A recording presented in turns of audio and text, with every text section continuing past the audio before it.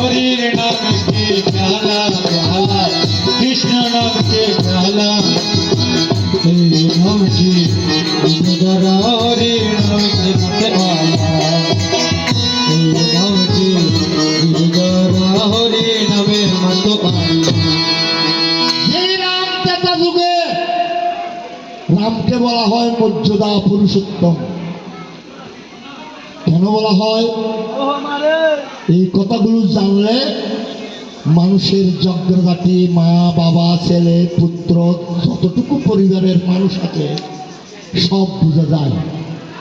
রাম বনে যাওয়ার সময় কেন গেল বনে? পিতৃব্যক্তি রক্ষা করতে। আচ্ছা, এগুলো কি শিক্ষা নয়?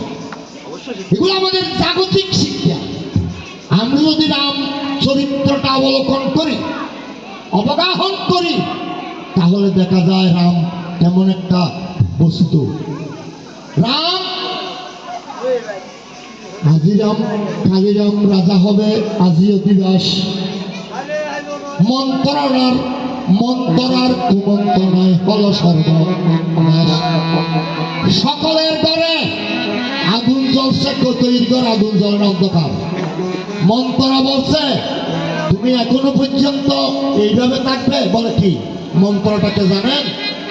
কৈকেয়ীর বাবার বাড়ির দাসী কৈকেয়ীকে বিয়ে দেওয়ার সময় মন্ত্রাকে সাথে করে দিয়েছিল।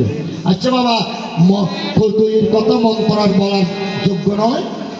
বলছে কি তুমি দশরথের সেবা করেছ, দশরথ তোমাকে 2টা বর দিতে বলেছিল, দিয়েছে? বলে দেয় নাই। এখন ছেড়ে নাও, এখন ছেড়ে নাও। বলে কি কি বর চাবো? কৈকেয়ীর মাথায় দিচ্ছে, এগুলা মন্ত্রাইয়ে খসড়াইয়ে দিচ্ছে, ঢুকাইয়ে দিচ্ছে মাথার মধ্যে। এরকম যদি মন্ত্র আমাদের সমাজে থাকে তাহলে বাবা কোনো রাজার অভিষেক আর হতে দেবে না। এরকম মন্ত্রা কেউ থাকবেন না।